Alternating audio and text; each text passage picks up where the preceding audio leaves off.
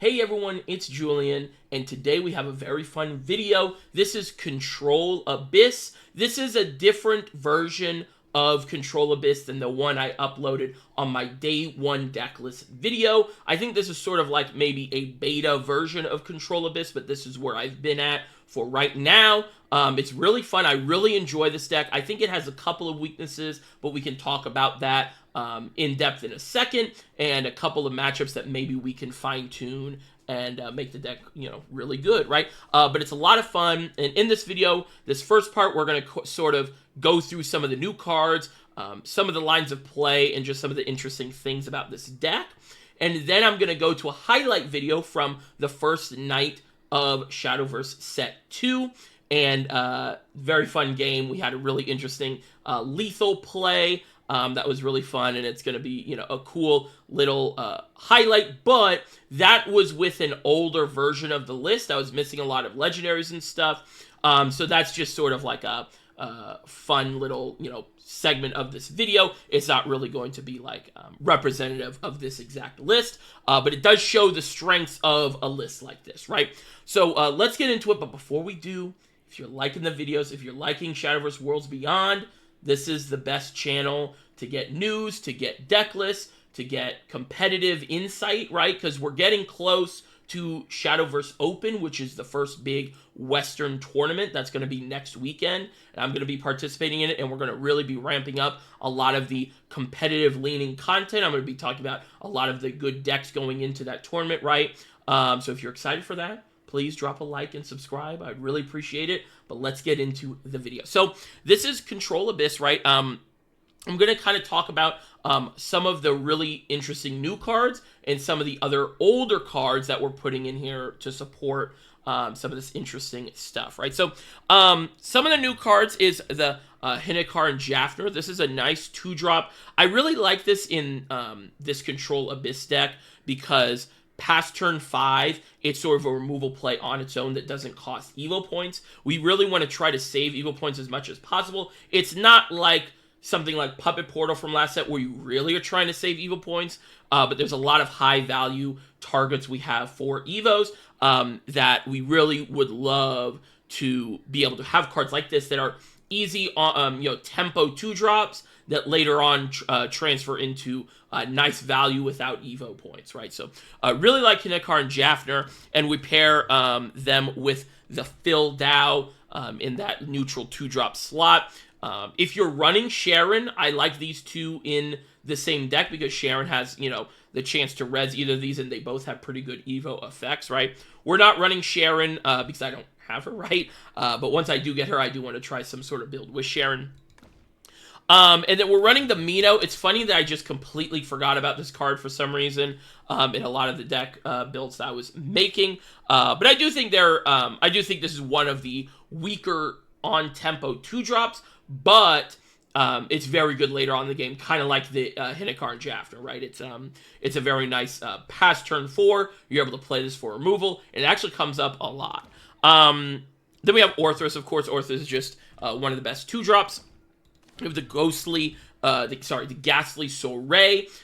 This is a really interesting new card that gives us a lot of resources in hand. The Ghost, the Skeleton, and the Rotting Zombie. The Rotting Zombie is a new token for Abyss. I almost call it Shadow. It's a 3-drop 2/2 that when it dies, you summon another one of itself without last word. So it's a really sticky follower, and it combos really well into a lot of these type of things we want to be doing with a newer card that we're about to talk about in a second, but also, of course, Cerberus just trying to stick something on that first Cerberus turn to get some extra storm damage and some extra face damage is really nice. So the Rotting Zombie is a cool new token, and this Ghastly Soiree, you can kind of think of it as a 2-cost 1/1 that gives you a Ghost and a Rotting Zombie in hand, because the Skeleton you can just play immediately, right, because it's a 0-cost.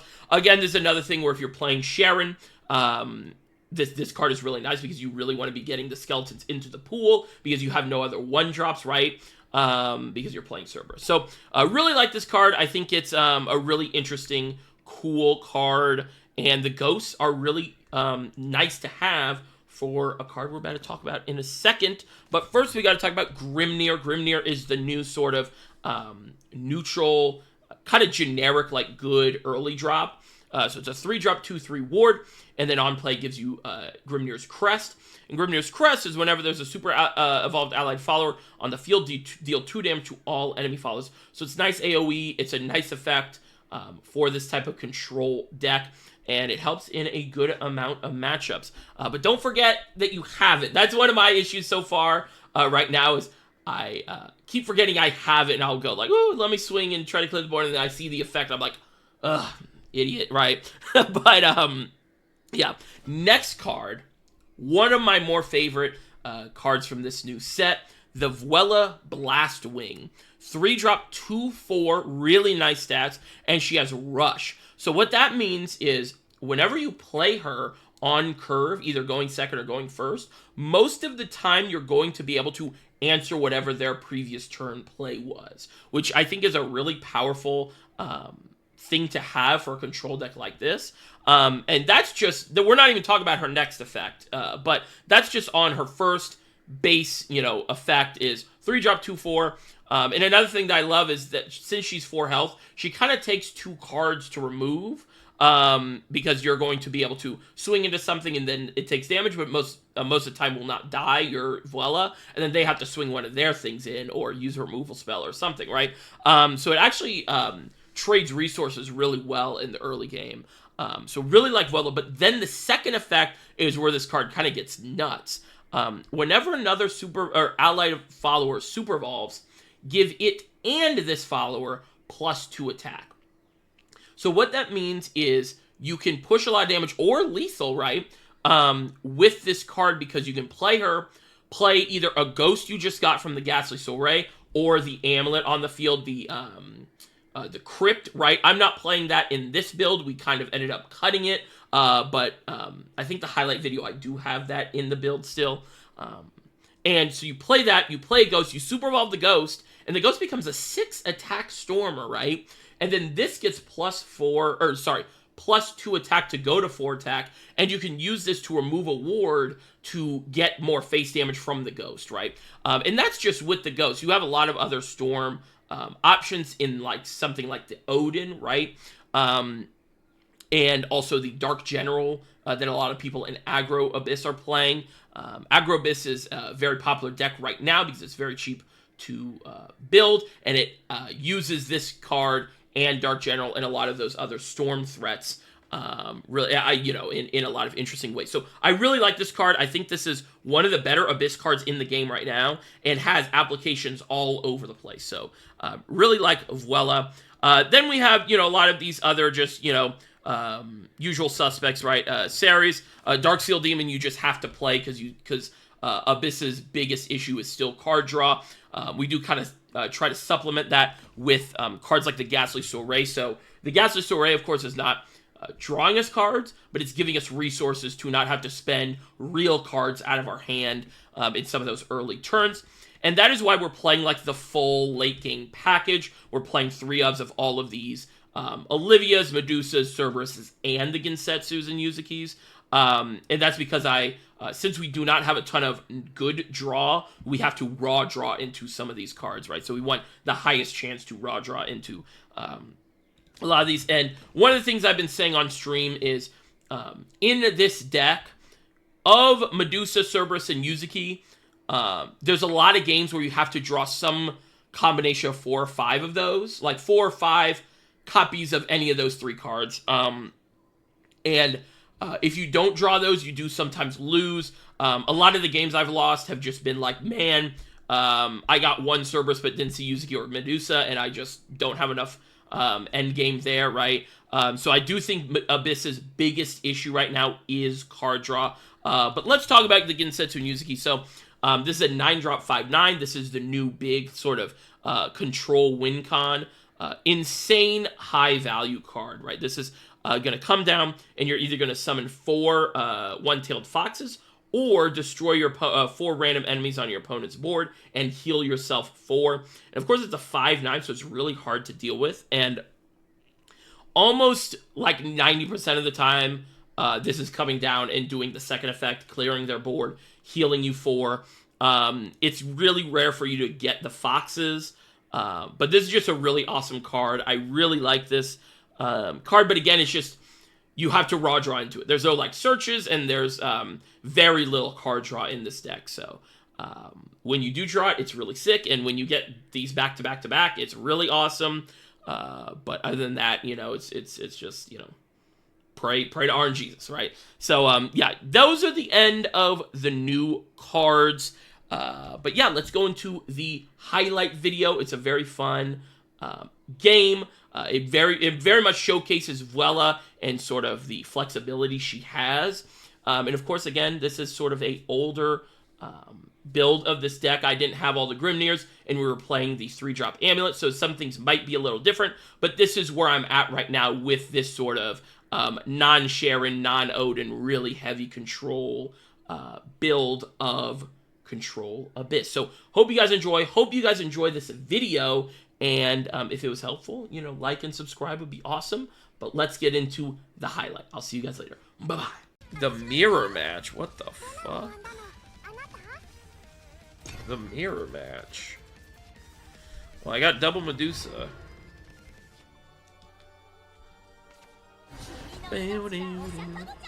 Oh, this is aggro. Okay. Aggro. The lesser mummy. We hell agreed. We hell agreed.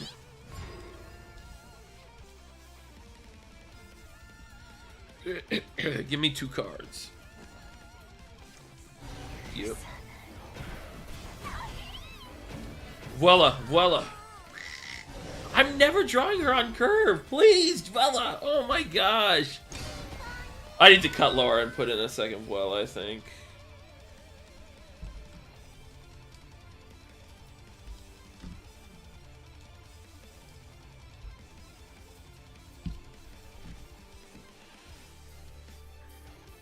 Six cost him destroys the board. You can just save your Uri's files for Nash to the case. Yeah. Yeah, I could. I mean, I cut it because it was like, oh man, this is so bad. Oh, this is so good. I went from so bad to so good. Do you think they play Gravy? Oh, they probably play Gravy, huh? They probably play Gravy. Yeah, I might go back to the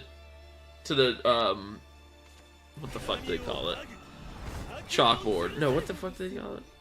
Back to the something board. It's so late. I should not be trying to do words like that. I'm about to take 7 because I have to play the Darksteel Demon.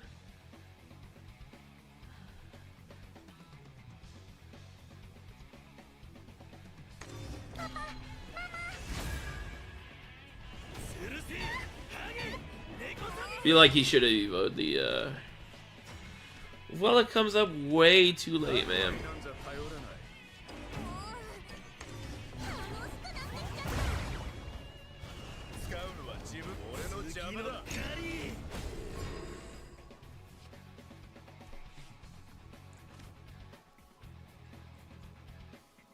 I wonder if you even need the Shadow Crypt now.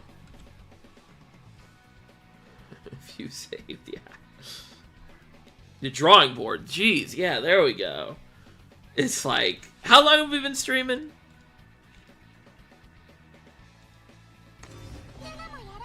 5.5 hours. Way past my bedtime. My Betty bye time. Oh yeah, we are aggro. We are aggro. I'm gonna mill a card. What'd I mill? Oh no, an olive.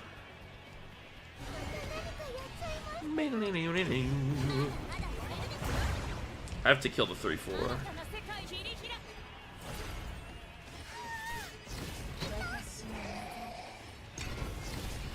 Corcoran Elite comes down. Dark General, I mean. Get Reyna, gotta cut Reyna. I think I want to cut Shadow Crypt. I kind of want to try the 2-drop. The 2-drop spell that gives you 3 cards. Gives you the Ghost, the Skeleton, and the, And the zombie. The zombie. Yeah. I think we're gonna get. I think we're gonna. Ooh, Sharon. That's such a sick animation. Oh my gosh. That's so cool.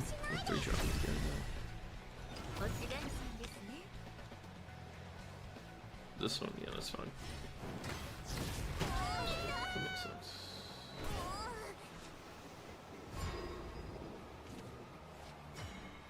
That Olivia would have been kind of nice. TBH.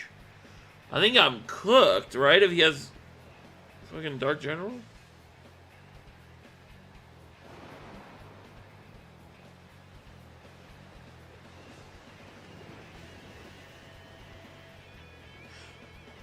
Do I have lethal? Whoa, whoa, whoa, whoa, whoa, whoa, whoa, whoa, whoa, whoa.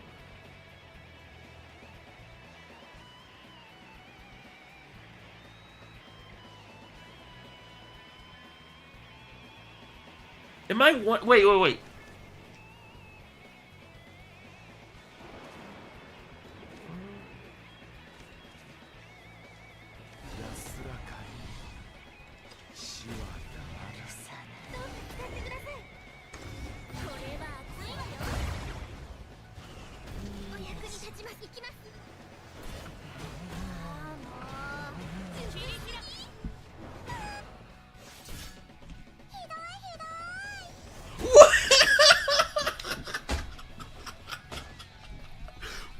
No, no, lethal. I was like, wait. That was crazy. That was one of the craziest lethals I've had so far.